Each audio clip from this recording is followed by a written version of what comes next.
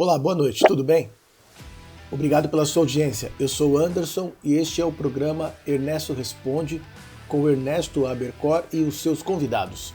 Se a sua empresa está precisando de um software de gestão empresarial com ERP de qualidade, completo, robusto, que atenda todas as necessidades do mercado, procura lá erpflex.com.br.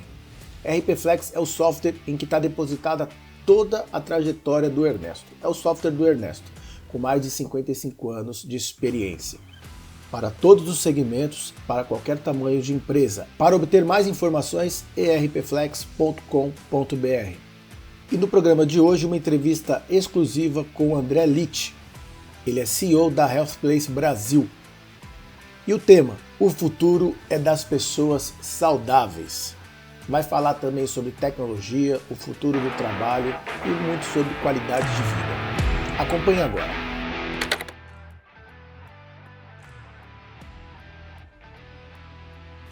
Hoje nós estamos aqui com um amigo chamado André Litt, que vai nos falar um pouco sobre inteligência artificial e de toda a evolução que nós estamos tendo na tecnologia nos dias de hoje.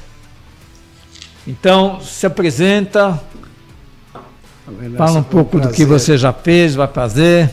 Muito obrigado por estar aqui, é uma satisfação. Eu sou consultor há 40 anos, atuo em áreas de planejamento estratégico, organização, processos durante muito tempo. Atuei também durante um período como executivo de uma empresa e recentemente voltei para a consultoria e estou me envolvendo muito fortemente com uma grande tendência que está acontecendo no mundo hoje, que envolve a saúde e bem-estar dos trabalhadores para trazer produtividade para o negócio.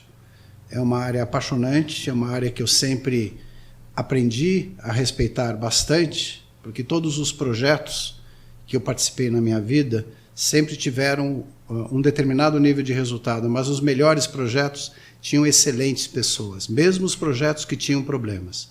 Então, aprendi que pessoas são muito importantes para qualquer desenvolvimento do negócio, e hoje estamos num momento onde há a necessidade dos executivos, das organizações, repensarem como que estão gerenciando as pessoas, e essa é a oportunidade que eu estou me dedicando diretamente aqui no Brasil, nessa empresa chamada Healthplace to Work. E gerenciar pessoas realmente não é fácil, porque o comportamento da pessoa depende muito dos incentivos que ela recebe, da vontade que ela tem de fazer aquilo que é o seu trabalho e, com isso, colaborar com a empresa. Mas vamos falar um pouco sobre inteligência artificial. Vamos lá. Como é que você está vendo todo esse movimento? Está se falando que ela vai realmente mudar tudo que a gente vivencia? Será que vai ser assim tão forte o impacto dela na vida das pessoas? Olha, se a gente recordar as últimas mudanças que aconteceram no mundo com tecnologia, né? Pega a tecnologia, pega uma internet, por exemplo, uma internet junto com o celular. Você pegar nos anos 2000, mais ou menos, quando isso estava começando, eu tive a oportunidade de participar em uma reunião global com gente conhecida, com grande conhecimento, a gente discutindo quais são as grandes convergências na época, porque teve muita convergência, e o impacto dessa tecnologia, o que ia acontecer. E olhando hoje, 25 anos depois, eu tenho quase certeza que a gente olhou nem um terço do que a gente usa hoje, né? Então, eu imagino que toda essa oportunidade que nós temos com tecnologias vão continuar trazendo muitos benefícios, porque o ser humano ele é muito criativo. Só que a base tem que ser o ser humano, né? O ser humano ele é o grande criador dessas coisas, né? Não é alguém que vem, desenha e implemente uma coisa. E a inteligência artificial dá a oportunidade para que as pessoas possam criar. Exato. Quer dizer, as pessoas vão criar, mas as outras pessoas vão usar, né, essa inteligência. E isso vai afetar principalmente os empregos. Quer dizer, em quais empregos é que a IA vai realmente ter uma influência maior, que vai afetar mais o cotidiano, aquilo que ela faz até hoje e que vai mudar radicalmente?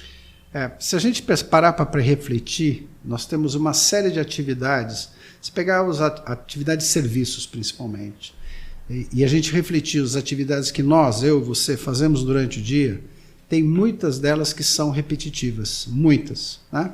Mas, não, eu estou olhando uma planilha, eu estou olhando um sistema, pegando uma informação, eu estou fazendo uma série de atividades. Essas atividades que não estão estruturadas através de sistemas, poderão estar estruturadas através de aplicações que se utilizam de inteligência artificial, através de ferramentas. Portanto, muitas das nossas atividades na área de serviços, aqui eu tenho quase uma certeza absoluta, serão impactados, fazendo com que a gente tenha que vá ter muito mais tempo disponível para realmente pensar e tomar decisões. E aqui nós temos a principal mudança comparado com todas as tecnologias que nós tivemos até hoje. As tecnologias que vieram, se pegar os anos 90, nos anos 90 foi muito focado em processos, as automações de processos, os RPs sendo implementados nos sistemas. Depois, com a internet, veio uma série de relações com o mercado, comunicação, e aí realmente teve uma ampliação muito grande. Mas, na verdade, são atividades operacionais, né? Mesmo uma comunicação, se a gente usa hoje instrumentos de comunicação mais simples, de uma forma muito mais simples, mas isso é porque a ferramenta melhorou a forma, mas a comunicação permanece entre pessoas, tá certo? A inteligência artificial ela vem num outro estágio, porque ela tem a possibilidade de consolidar informações, ela consegue preparar informações para que a gente continue no nosso processo a partir desse ponto, onde nós humanos estaremos sendo muito mais exigidos mentalmente do que somos hoje. Hoje a gente faz atividades repetitivas, amanhã não necessariamente será tanto assim. Mas, por exemplo, o empresário ele precisa tomar decisões, ou mesmo os colaboradores de uma empresa precisam tomar decisões. Então, por exemplo, a definição de um preço de venda, ou a definição se eu vou demitir ou não uma determinada pessoa, então a definição se eu devo ou não fazer marketing de um determinado produto, ou então o que eu devo fazer para aumentar o lucro da minha empresa. Será que a inteligência artificial vai dar uma resposta adequada a esse tipo de pergunta que exige, assim, uma resposta que eu diria até que depende um pouco da opinião, né, de quem está dando? Sim, sim. Muitas vezes a gente, apesar de todas as informações, tomamos as nossas opiniões e aí sistema, não tem sistema, inteligência artificial, eu tomo a minha decisão porque eu acho que deve ser para lá. Então isso é o perfil do executivo. Mas eu vou usar um exemplo, um período razoável na minha vida, 5 anos eu trabalhei com vendas. Vendas, você precisa vendeu ou não vendeu. É muito fácil, tá certo? E aí você tem o preço de venda ou não tem o preço de venda. Também isso é muito fácil de ver, preço médio, produto, etc. À medida que você mergulha na produtividade de vendas, você precisa de indicadores. E eu, durante esse período, uma das primeiras coisas que eu fiz foi criar indicadores. Ok? Tá. Para criar indicadores, o que você faz? Você começa a transferir aquele monstro de bases de dados monstruosas, coloca em umas coitadas de umas planilhas eletrônicas que tem que digerir aquela maçaroca de dados e começa a testar indicadores que demonstrem a real produtividade do vendedor. Concorda comigo? Concordo. Ok, eu fiz isso. E eu cheguei em um primeiro exercício em 69 indicadores e com o tempo a gente foi identificando quais eram os 20 ou 15 ou 12 indicadores que assim, você olha, você vê. Esse vendedor vende bem, esse vendedor nessa região está assim assado. O que ajuda a tomada de decisão, ok? Ok, agora pensa com inteligência artificial. Pega essa mesma maçaroca de dados, pega quais são os melhores indicadores que eu posso medir o meu vendedor. E tem uma conversa com uma ferramenta que pode, de repente, analisando os dados e analisando a correlação de comportamento de dados e trazer sugestões de indicadores. Eu, com certeza, teria feito esse trabalho num período muito mais curto e teria as informações para poder tomar as decisões adequadas. E mais, né? Não era eu que estava tomando as decisões. O muito importante é o vendedor saber tomar as decisões na hora que ele está fazendo uma venda. Então, todas essas atividades de suporte às atividades, mesmo que sejam operacionais ou de gestão, vão ter ferramentas que estarão muito melhor elaboradas, né? Você sabe bem que olhar a correlação de dados para ver a melhor correlação para ver, hoje é feeling, muito feeling. Eu digo que essa lição que eu falei para você dos 12 indicadores principais não foi uma coisa imediata, simples. Foi olhando, vendo e vendo o comportamento do negócio. Quando aquele indicador estava a partir desse ponto, o EBITDA estava com aquele tanto. E você começa a fazer, como ser humano, uma correlação. Sistemas com inteligência artificial terão condição, bem utilizados, de fazer essas correlações com muito maior facilidade do que nós. Agora, você poderia citar assim, alguns indicadores, por exemplo, para analisar o setor de vendas de uma empresa? Uhum. Quais seriam assim, as vendas em relação à concorrência, ou as vendas em relação ao tempo, quanto é que foi o percentual? Em relação à concorrência, desculpa, mas em relação à concorrência você está muito em cima do preço. Você tem que olhar para dentro de casa e ver a sua produtividade e as suas margens. O segredo não está no preço, está nas margens. Para qualquer bom vendedor, tem que se entender isso daqui. Então, para você olhar as margens, você tem que ver aonde que estão os seus maiores custos. No caso, eu tinha representantes de vendas. Então, eu precisava enxergar por venda realizada, por produto realizado, qual era a relação que eu tinha entre a remuneração que ele estava tendo e a remuneração que a empresa estava tendo. Obviamente, é uma bagunça, você imagina. Você pega um mix com 400 produtos, que é o que a gente tinha, você tem 300 vendedores, você já sai multiplicando esses números, versus 7 mil clientes, você vê a quantidade de variação de preço. Ok. Mas eu tinha um indicador que mostrava a relação entre o quanto que estava custando aquela venda e o quanto que a empresa estava ganhando com aquela venda. Por venda, por produto, e eu consegui analisar isso daqui. Um trabalho que demorou 1 ano, com certeza, com muito esforço, mergulhando nos dados. Então, esse indicador me mostrou, e eu consegui essa relação. Eu conseguia conversar com as pessoas, olha, você está ganhando 1, eu tenho que ganhar 5. Eu quero que você ganhe 1, mas eu preciso ganhar 5. Se você ganha 1 e eu ganho 1, eu estou perdendo, não preciso fazer conta, estou perdendo dinheiro naquela venda. E isso é uma conversa que você pode ter com o vendedor. Para você chegar nos indicadores adequados, você precisa ter uma excelente análise de informações.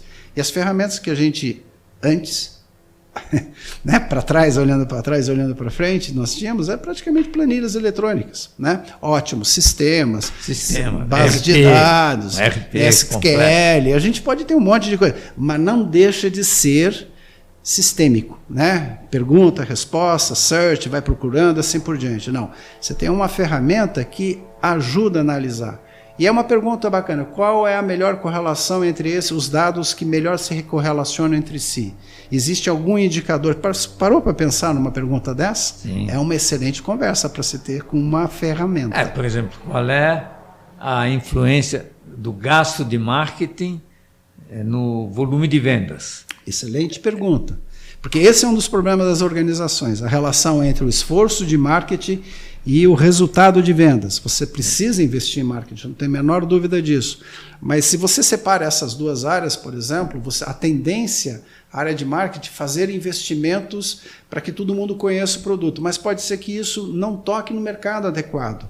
O vendedor, ele quer que toque no mercado para poder ter a venda dele realizada. E como é que você correlaciona esses esforços de marketing com as vendas realizadas e todos esses comportamentos que estão acontecendo? Existem ferramentas hoje, obviamente, que ajudam isso, mas vai ter mais ferramentas para ajudarem a fazer esse tipo de análise e acelerar o processo de decisão. Mesmo porque depende também, às vezes, de outros fatores, né? Da melhoria da qualidade do produto, ou do serviço. Ou da concorrência. Ou da concorrência. Eu sempre falo que a concorrência é a droga do capitalismo. Gostaríamos de ser monopolistas, seria fácil a vida. Mas, por outro lado, como consumidor, a gente dá graças a Deus que tem as concorrências, porque aí a gente pode escolher o melhor. E você acha que a IA vai afetar os empregos? Quer dizer, o futuro dos empregos, ou essa parte de... que a gente precisa pensar que nós temos uma população que cresce a cada momento e essa população precisa ter realmente emprego. Então é evidente que quanto maior aumenta o número de empresas, mas isso também é limitado, porque o mercado é limitado, há um risco de a inteligência artificial realmente fazer com que ou se reduza, por exemplo, que é uma coisa que está se pleiteando muito, em vez de ser 5 dias úteis e 2 de fim de semana, que se tenha 4 dias úteis, ou então que se reduza, em vez das 8 às 18, das 9 às 15, às 17. Como é que você vê que a inteligência artificial vai afetar nessa questão do emprego? Emprego propriamente dito. O ponto assim, do que ter, o que fazer. Olha, tem algumas atividades que serão substituídas. Né? Quando se redesenhou os processos lá atrás, ou quando se implantou sistemas lá atrás, com outras ferramentas, com certeza certas atividades foram substituídas e muitas outras foram criadas. Então, aqui eu não vou, acho que não é a eliminação ou não eliminação, substituição, vai acontecer, não tem como. Tá. E eu mesmo escrevi no artigo falando que, olha, acabou, eliminou e as pessoas acharam espaço e tem novos empregos. Um ponto importante é que se a gente olhar, você falou da população, a população não está crescendo, cresce na África e na Índia. No resto do mundo não, está começando a parar. E se a gente pensar nos próximos 20 anos, 2040, por exemplo, nós vamos ter uma mão de obra menor. Ao contrário. Na verdade, para as empresas, já é uma mudança de pensamento. Porque as empresas que têm vendas diretamente relacionadas com demanda por pessoas, elas têm que refletir o seu negócio, porque a brincadeira vai mudar. Pensa no Japão. O Japão não cresce há muito tempo. Né? A população não cresce há muito tempo. Olha a crise que o Japão passou durante todo esse tempo. Mas, na verdade, não é necessariamente uma crise. É uma crise, você tem uma expectativa de crescer 20% ao ano, 10% ao ano, que é o que a gente joga dentro dos nossos orçamentos. Isso não vai acontecer mais. Vai acontecer se você criar novos produtos de valor agregado. Se você criar novos produtos de valor agregado, muito provavelmente as atividades operacionais estão sendo automatizadas, estão custando menos, estão tendo produtividade e vai ter espaço para que pessoas façam a parte que traz o valor agregado àquele produto. Essas pessoas podem ter uma remuneração. E esse balanço remuneração-demanda de pessoas pode até diminuir o número de pessoas ou até diminuir o número de horas por semana trabalhadas. Sim, isso pode acontecer. Porque o equilíbrio vai acontecer em cima disso.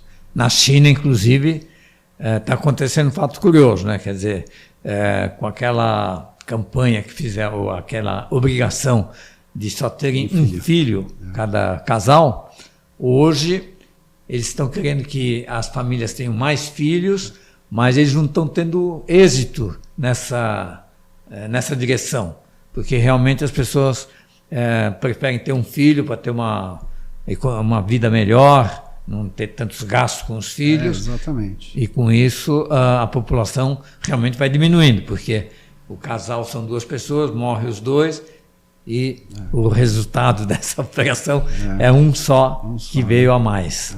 Então, corre esse. No Japão isso também está acontecendo, né? Mas essa é uma coisa que está acontecendo no mundo inteiro, não tem como não acontecer. Acontece aqui no Brasil, né? É assim. Hoje cresce, o volume de crescimento da população reduziu por vários fatores, entre eles o espaço que a mulher ocupou, eu entendo que é adequado, dentro do mercado de trabalho, dentro da vida das pessoas, e com isso a disponibilidade ou mesmo o desejo de ter família, o tamanho de família, assim por diante. Por outro lado, os custos realmente são muito grandes, então existe cada vez uma consciência melhor de que, olha, se eu quero ter um filho, eu quero dar uma educação para esse filho, eu quero que ele tenha uma vida, e se eu coloco um monte de filhos, porque se eu coloco um monte de filhos no mundo, tem um raciocínio de ter renda a partir desses filhos, que não é o caso da maioria da população. Exatamente. Hoje as pessoas estão querendo ter filhos e que tenham uma vida adequada para esse mundo. E a disponibilidade de serviços que estão ao redor hoje custam para as pessoas, e isso é uma coisa que todo mundo está preocupado, e está preocupado mesmo. Então a China, por uma decisão lá atrás, ela tomou para ter aquela lei do um filho, e hoje está tentando reverter também por causa de problemas de previdência, né? Que esse é um outro problema que a gente não está conversando, não tem a ver com o IA, mas é um problema sério de equilíbrio das contas de todos os governos. Nas previdências. Agora, o futuro será composto por pessoas saudáveis. Isso já também é uma vantagem assim. Mas como isso vai influir também na...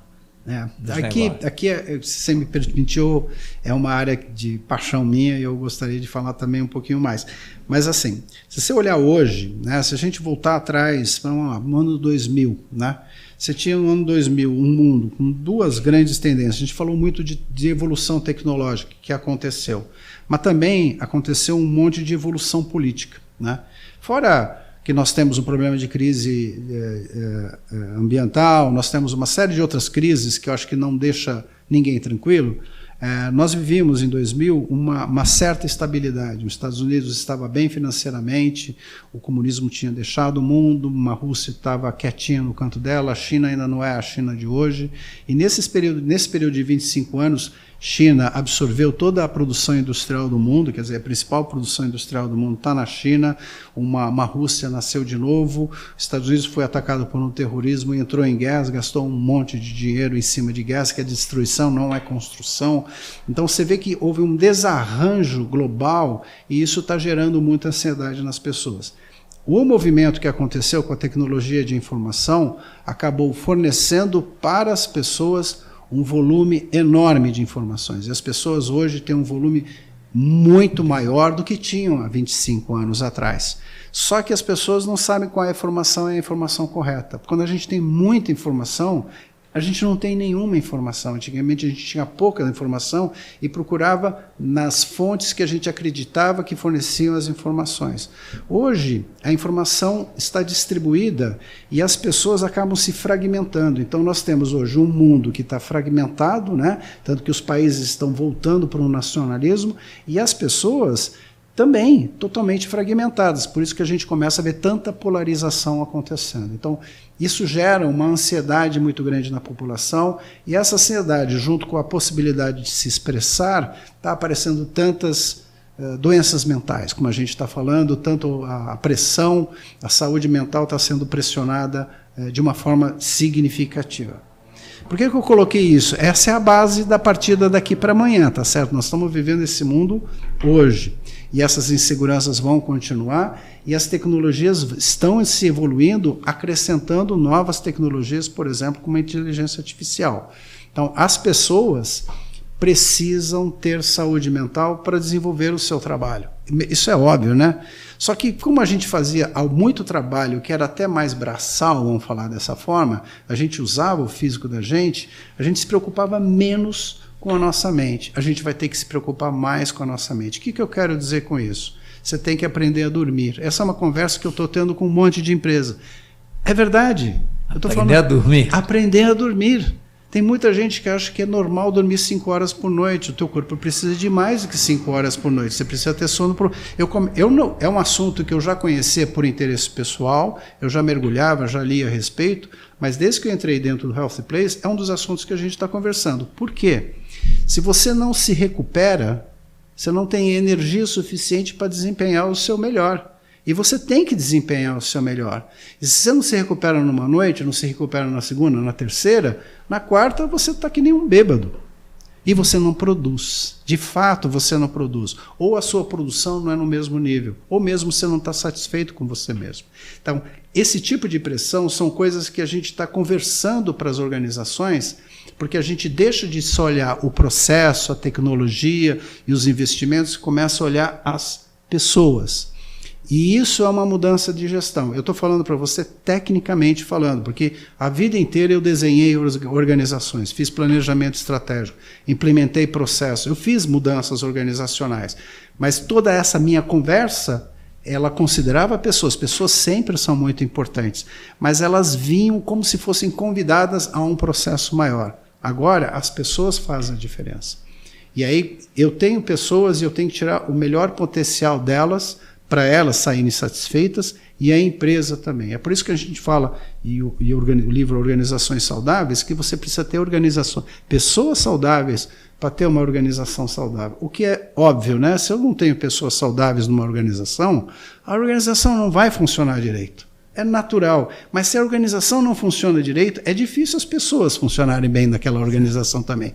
E no mundo de hoje, o vínculo das pessoas, no nosso tempo, a gente era orgulhoso de trabalhar para uma empresa, não é? Eu com certeza, nos meus projetos, eu fiz projeto com essa empresa, orgulhoso, né? As pessoas hoje trabalham. E o vínculo delas é um pouco maior, elas estão muito mais preocupadas com tudo que está, por esse volume de informações, por essa fragmentação, elas estão muito preocupadas com o que está acontecendo com o mundo. E se essa empresa não está bacana, tchau, eu vou para a próxima. E às vezes, você, gestor que está em cima daquele projeto, você perdeu aquela pessoa, você sabe o impacto que dá. É enorme, não é um impacto pequeno, é um impacto muito. Então, a rotatividade de pessoas, o aprendizado daquela pessoa, a capacidade de ela gerar coisa para você é muito grande. Para o futuro, o que tem de acontecer? É o foco no bem-estar da pessoa. Por que se fala em bem-estar? Não é só saúde, não. Por que se fala em bem-estar?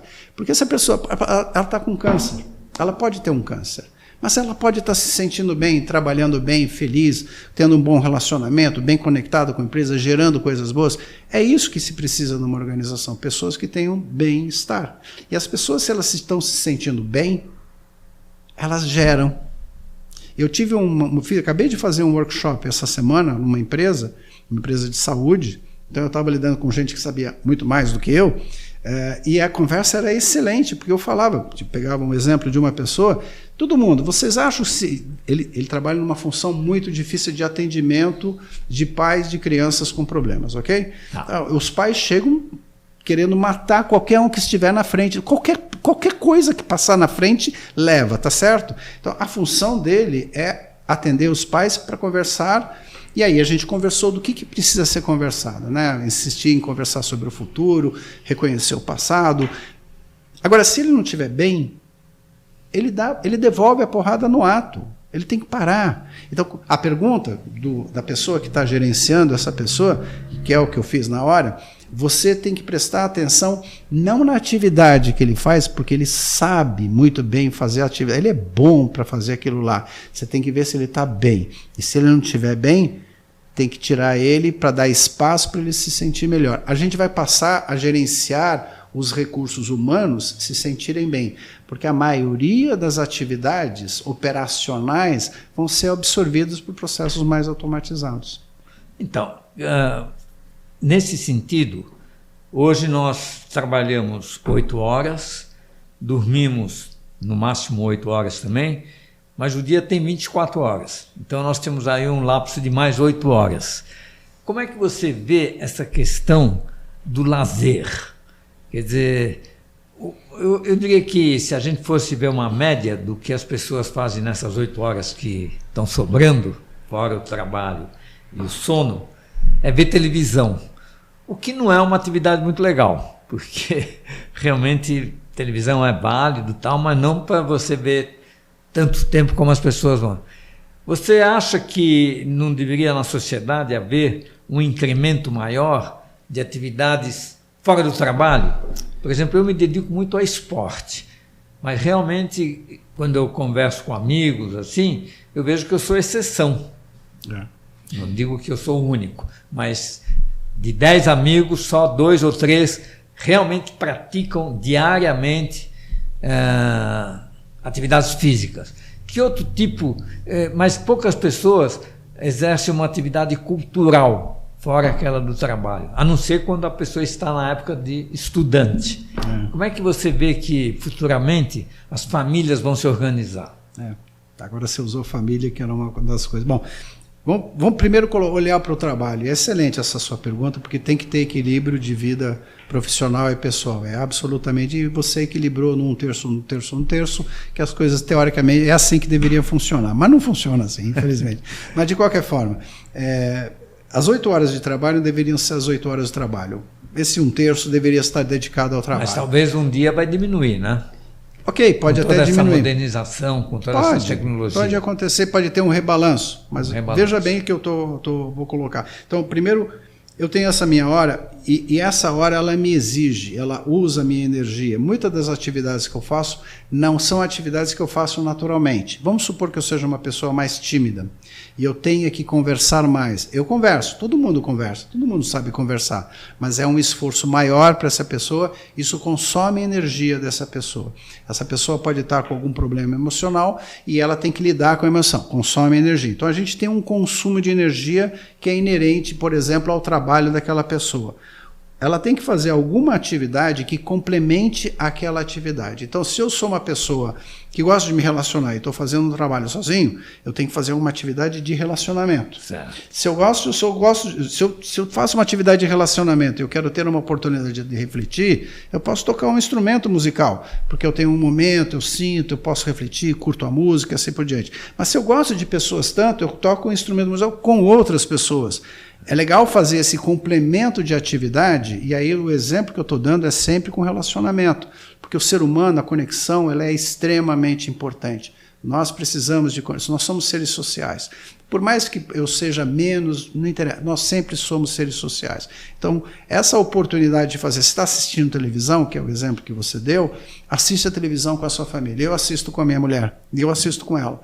E é o nosso momento. E a gente escolhe o que vai fazer, discute. Às vezes a gente desliga, fica conversando sobre alguma outra coisa, mas esse é o nosso trabalho.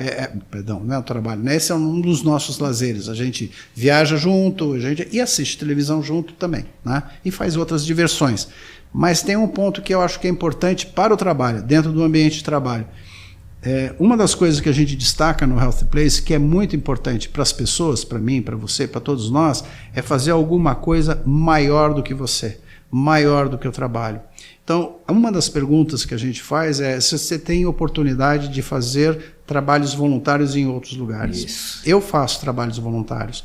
Isso me dá um extremo prazer. Qual trabalho você faz? Eu trabalho no Instituto João Clemente. Não trabalho, né? Um trabalho voluntário, já estou 12 anos lá. E antiga APAE de São Paulo, para quem não conhece, mas é voltado à deficiência intelectual, TEA e doenças raras, e a quantidade de conhecimento que eu absorvi desde que eu entrei lá dentro é enorme, enorme. Então, você faz uma atividade trazendo a sua competência para fazer aquilo lá e você ajuda muito a sociedade. Então, eu acho que esse é um ponto que vai acontecer muito mais dentro da nossa sociedade como um todo. E coisas que você não tem uma remuneração. Não. Não, é pelo prazer mesmo de fazer aquela atividade. Você tem uma remuneração, é o prazer de fazer aquela atividade. Não é financeira. É a gratidão daquela pessoa que fica extremamente grata por aquilo que você fez. Você fala, uau, isso dá um enorme prazer, a sua autoestima vai lá para a casa do chapéu, isso é ótimo. Você quer pensar em sua saúde? Esse é um dos pontos chaves. E nós somos seres espirituais. Espirituais não estou falando de Deus necessariamente.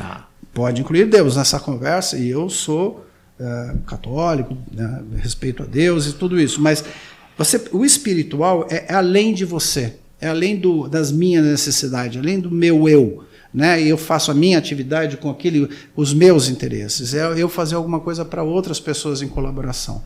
A sociedade como um todo evolui muito rapidamente quando existe colaboração. E essa colaboração é um ganha-ganha, é uma soma muito grande que está acontecendo.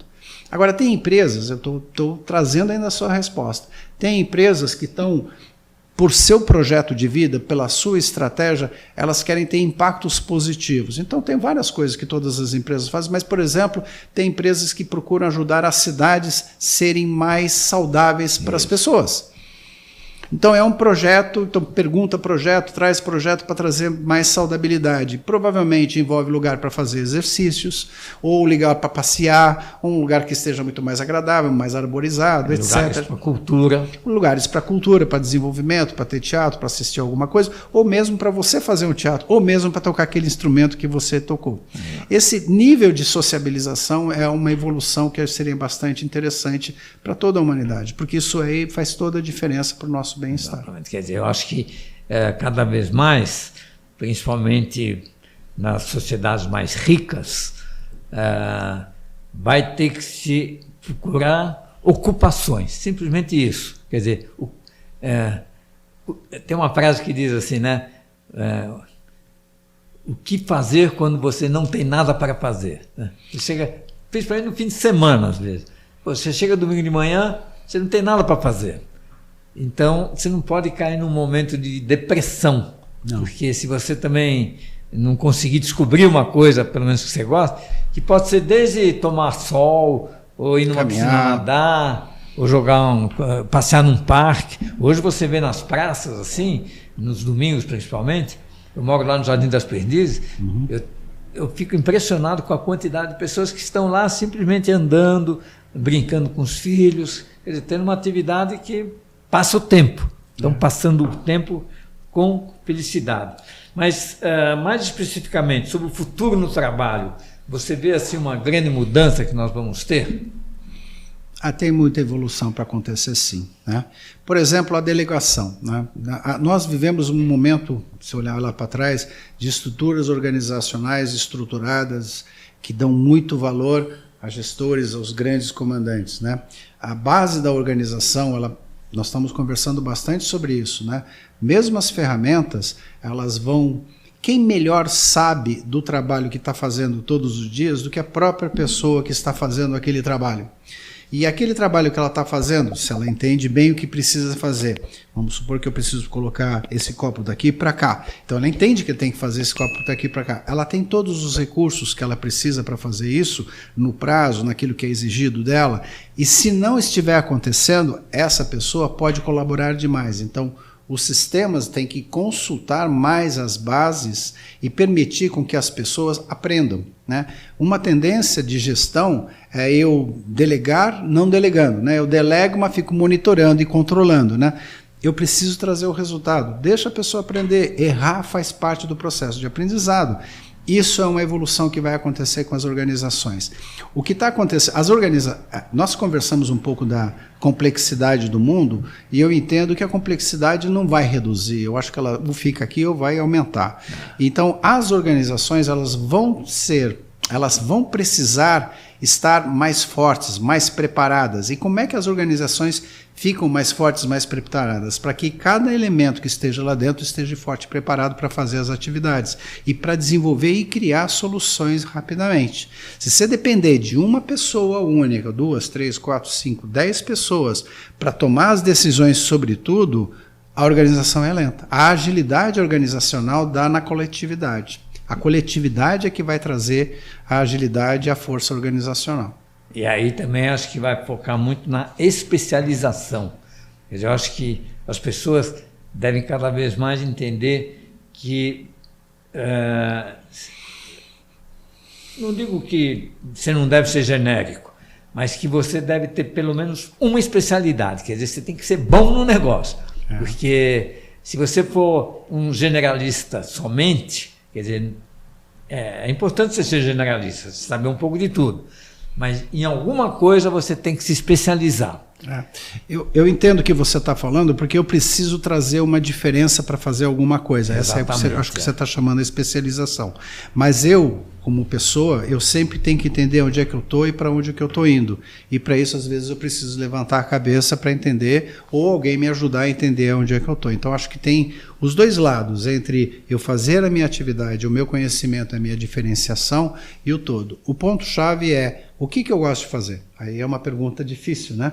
Você pega uma pessoa que está entrando numa universidade, tomando uma decisão profissional, qual o caminho profissional a fazer, e as universidades estão mudando o modelo em cima disso, eles estão tomando, em vez de tomar decisão com 17 anos de idade, eu não sei você, mas com 17 anos de idade eu não sabia o que eu ia fazer da minha vida. Aliás, eu faço nada do que eu planejei na minha vida. Nada. Nada. Né? Zero.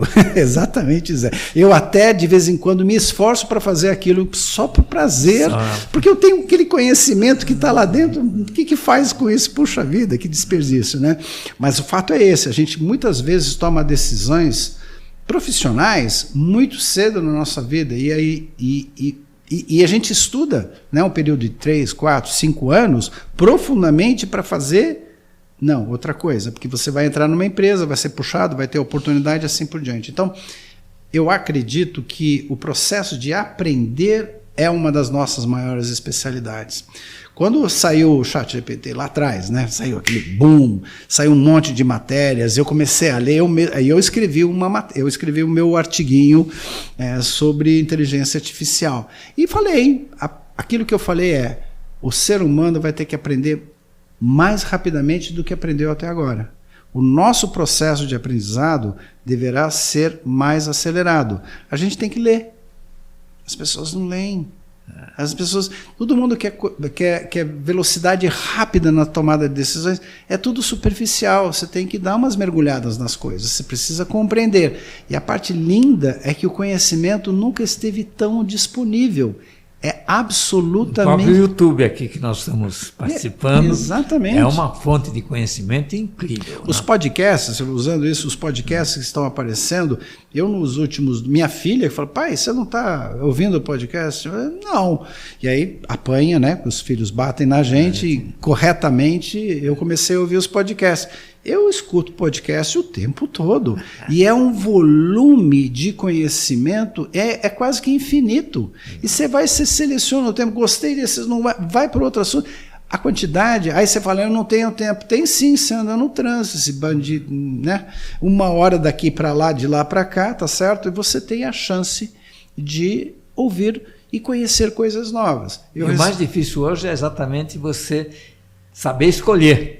Saber qual que é o mais, principalmente no caso, por exemplo, no YouTube, né? Nós temos várias pessoas falando, né? Sim. Então a gente precisa saber selecionar quais são os melhores. Selecionar um podcast que sempre vai trazendo conhecimento, então aquilo é interessante. Então eu sigo há muito tempo né, de economia que me interessou, continua interessante, eu escuto e de vez em quando eu escuto 3 ou 4 porque justamente me interessa. Exato. Ou pode ser por causa de um tema específico, né? Você procura e tem. Mas se procurar, você acha. Esse é o ponto-chave. Antigamente, sei lá, 20 anos, 30 anos, você não achava, não tinha. Eu, há 30 anos atrás, eu tinha a chance e a oportunidade de trabalhar numa empresa de consultoria internacional, então vira e mexe eu tinha treinamentos, eu ia muito para Boston. Um dos meus prazeres era ir para as lojas de livros e ficar horas olhando, fazendo pilhas de livros para comprar e carregar aquela maçaroca de livro no avião, com todo mundo reclamando e pagando as contas. Mas é o que se fazia. Pesado, né? Mas é o que fazia. O conhecimento era lá na casa do... Naquela livraria. E se você não fosse numa livraria em Cambridge, você não tinha mais aquele conhecimento na tua mão. Olha só, hoje, se você me fala o nome do livro, eu entro na Amazon, estou no Kindle, já começo a ler aqui agora. Que é o que acontece no nosso mundo. A gente tem a oportunidade de conhecer, de se desenvolver. Então, o ser humano vai acelerar o seu processo de aprendizado. Isso vai chupar mais a nossa mente, ponto. Vai chupar menos o físico, mais a mente. E você citou a atividade física, né? Naquele evento que eu participei agora essa semana com uma empresa na área de saúde, uma das coisas que a gente falou muito é a atividade física. Exato. Mas todo mundo queria falar das doenças mentais, certo? E eu falando de atividade física. Eu falando, você fica sentado o dia inteiro, você está percebendo como você está fazendo alguma coisa? E aí eu para o médico, fico explicando o número de ossos, o número de junções, o número de músculo que nós temos. Isso aqui não foi construído para ficar sentado. E a gente fica sentado o dia inteiro. A gente fica sentado o dia inteiro e não dorme. Olha que bacana isso. Aí depois reclama que não está se sentindo bem. O princípio número 1 do NEPAS é exatamente atividade física todos os dias. Tem que ter. Isso aqui foi criado... Não importa se é natação, futebol, vôlei, basquete. Anda. É muito interessante. Corre, anda. O nosso corpo tem uma capacidade de recuperação muito grande. Então, se você fizer aquelas benditas 3 caminhadas por semana, meia hora, você já está fazendo muito por você. Você não faz ideia o quanto você faz. No ambiente de trabalho, você pode ter sprints de dedicação para uma hora e meia depois, vai andar, vai conversar com 2 pessoas e volta. Hoje tem as academias, que é um lugar super gostoso de você ir, você conhece novas pessoas, faz amizade, faz relacionamento, conversa, tudo, etc. Tudo. Ou mesmo anda nos parques, não precisa ter um lugar. Olha, o ser humano é meio doido, né? Por que você tem que ter um lugar para andar, né? E andar parado, né? Essa é uma boa pergunta. Anda lá no parque, tem oportunidade. Um tempo atrás, liguei para um amigo meu, vamos caminhar. E a gente combinou, toda hora a gente bem cedo, né, maldito? Mas de qualquer forma, eu acordava cedo, passava na casa dele e caminhávamos 2 horas. 2 horas caminhando. Falando nisso, o que é esse negócio chamado Healthy Place? Healthy Place to Work é uma empresa que foi criada, ela é recente no mundo, né? Ela foi fundada na Irlanda. O John Ryan, que é o seu CEO, ele em 2014 ele assistiu uma palestra de um professor de Stanford, e onde ele fez, numa conferência, ele fez uma avaliação do sistema de saúde americano. E ele falou a seguinte frase, que as pessoas estavam ficando doentes e ninguém estava se preocupando com isso. O que ele estava analisando é a quantidade de doenças crônicas que a sociedade americana tem. E a sociedade americana tem informação, então não é o problema da sociedade americana, é o problema da sociedade. A quantidade de doenças crônicas que nós temos no mundo é muito grande, né? Diabetes, doenças cardiovasculares, alguns tipos de câncer. Nós temos problemas crônicos. O problema é a diferença crônico-crítico. O crítico é aquele que você tem que atuar imediatamente. O crônico é aquele que a gente vai convivendo, feliz da vida, até que ele acabe com a gente, né? Então esse é o que está lá todos os dias. E essa quantidade de doenças crônicas, ele calculou que estava consumindo do orçamento americano na área de saúde, que não é um exemplo de suporte à saúde à população, 90% do orçamento. Então você pega os Estados Unidos numa situação dessa, pega uma Índia numa situação dessa, uma China numa situação dessa.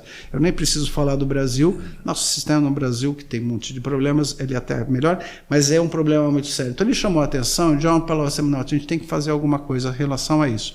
Porque o ambiente de trabalho, essas 8 horas, são 8 horas que geram um monte de estressores para as pessoas, e esses estressores vão gerando essas doenças crônicas. A partir desse ponto, ele procurou uma referência e encontrou uma referência no estudo de um sociólogo chamado Aaron Antonovsky, que estudou, já falecido, que estudou mulheres em campo de concentração após a vida, o que elas fizeram nas suas vidas. E identificou que 28% daquele grupo de mulheres que eles estavam analisando passaram a ter uma vida normal. E aí começou a identificar quais eram os pontos chaves dessa vida normal após ter passado por uma situação tão grave como passou, tão horrorosa. E aí ele foi criando um conceito de salutogênese. Se você parar para pensar, a sociedade toda está estruturada em cima da doença, não da saúde. Se você parar, nos últimos anos, os médicos são especialistas em o quê? Em doenças, não na saúde. Os hospitais, em doenças, não na saúde. O plano de saúde previne doença, não saúde. Então, qual é o conceito de saúde? O que quer dizer saúde? E a partir desse ponto, e com essas referências, né, que tem material a respeito, ele começou a criar, junto com o Trinity College, uma maneira de fazer perguntas para a organização, uma pesquisa para os funcionários da organização, quais eram os pontos críticos, e aí montou-se a ciência do bem-estar. A ciência do bem-estar está baseada em 4 pilares. Quais são? Saúde física, muito bem, parabéns, né? Você já falou bastante sobre isso. Resiliência mental não é saúde mental, porque se fala saúde mental, você pensa em depressão, você pensa em burnout, você pensa em... É resiliência mental, é a sua capacidade de aprender, a sua capacidade de descansar, a capacidade de ter energia no cérebro, a capacidade do seu cérebro estar pronto para poder atuar. Então, essa é a resiliência mental. A outra é conexão, a gente falou muito sobre conexão aqui dentro, e a última deu uma falha agora. Estou falando tanta coisa. Então vamos lá. Propósito, óbvio, né? Propósito. O ser humano. Propósito. É propósito. O ser humano, uma das descobertas de Antonovsky, ele precisa de uma coisa chamada congruência. E para ter congruência precisa ter 3 coisas. Todos nós precisamos disso. A primeira coisa, ele tem que ter uma coisa situacional. Eu preciso entender onde é que eu estou e para onde eu estou indo. Você quer deixar a pessoa, o ser humano, tonto, não dê informação para ele onde ele está e para onde ele vai. Tanto que você põe uma pessoa presa justamente para fazer isso daqui, tá certo? Exatamente isso. Então, o ser humano tem essa necessidade, e essa é uma necessidade básica. A segunda necessidade envolve gerenciamento. Qualquer coisa que eu esteja fazendo, eu tenho que me sentir que eu tenho os recursos para fazer aquilo. Seja qualquer, eu quero andar, eu tenho que ter os recursos físicos para andar, né? Qualquer atividade que eu vou fazer, qualquer trabalho que eu vou fazer. Por isso, no ambiente de trabalho, uma das principais preocupações dos trabalhadores, e que eles não se sentem bem, é que se eles têm que fazer uma atividade, ele não tem os recursos para fazer aquela atividade. Isso atrapalha o bem-estar do trabalhador. Então, essa é a segunda congruência. E a terceira congruência, ela tem que ter um propósito. As pessoas não gostam de fazer as coisas por fazer, bater um carimbo. Eu bato um carimbo porque esse carimbo vai salvar a vida de alguém. Isso, aí eu bato o carimbo. Qualquer carimbo que vier na minha frente, eu bato. Então, porque tem um propósito maior. Então, esses princípios de congruência envolvem propósito, que é o quarto pilar que a gente precisa para ter saúde. Você recomenda alguma leitura? Além do livro? Além desse livro? Eu recomendo várias leituras, né? Fala um pouco sobre esse livro aqui. Esse livro... Organizações Saudáveis. Organizações Saudáveis. Não é de sua autoria, né? Você apenas colaborou. Não, John e o Michael Bushell escreveram esse livro. Esse livro foi lançado ano passado nos Estados Unidos, na Irlanda, na Europa, e aqui a gente trouxe há um mês para o Brasil, traduziu e lançou ele no Brasil. Esse livro, ele resume várias experiências. Esse é um assunto novo, por incrível que possa parecer, esse é um assunto novo para muitas organizações. Então, o que o John fez foi estruturar toda essa informação com a definição de muita coisa que eu falei aqui, está escrito aqui dentro, tá? Então, e dá as orientações para organizações e mais, traz muito exemplos de organizações saudáveis. Não segue uma metodologia, mas é muito claramente saudável. E grandes pensadores, grandes cientistas, grandes professores que fazem isso. Isso é tão poderoso e a consciência que esse é um assunto tão novo, que o John continua fazendo podcasts com pessoas top do mundo. E eu escrevi a semana passada que ele é um identificador de diamantes de conhecimento, porque ele acha cada pessoa maravilhosa para fazer, pessoas antigas, famosas, que conhecem muita coisa, legal, mas ele tem achado alguns outros. Então, esses podcasts, nós estamos traduzindo esse podcast, colocando no LinkedIn em português para as pessoas também verem. Então, tem o livro, tem os podcasts e tem o material traduzido também. Eu vou ler. Por favor. E vamos conversar, por favor, eu preciso do seu feedback em cima dele. Muito bom. Agradeço e vou te presentear, já que estamos falando de livros, com 2 livros. Ueba, já que você melhor que eu. Um é o Dicas de Como Chegar Lá. É um livrinho que eu conto a minha trajetória, mas procurando também mostrar com exemplos, ensinar alguma coisa para as pessoas. É curtinho, tem muitas imagens, então ele pode ser lido aí em algumas horas. Muito obrigado. E um outro livro é um que... Eu não vou perguntar onde é lá. Hã? Eu não vou perguntar onde é lá, porque provavelmente eu vou ter que descobrir Vai isso. ter que descobrir onde é o lá. Fotolabor é um livro que tem fotos de São Paulo, do Rio, de Santos, e também fotos industriais, mas é interessante porque tem fotos de São Paulo da década de 50 e 60. Tá? Que bacana. Então é mais um... E esse nome eu acho que é da sua família, não é? É o meu pai. Olha só, que meu coisa pai que era fotógrafo, ele tinha uma empresa chamada Fotolabor, que fazia fotos industriais, né, de máquinas, equipamentos, produtos, principalmente para os vendedores, e fotos também de São Paulo, cartões postais. Uma coisa maravilhosa, hein? Muito obrigado, muito obrigado. Eu adoro fotografia. Adoro fotografia. Tá. Eu agradeço demais. Agradeço e mais um Ernesto Responde. Ok, muito obrigado.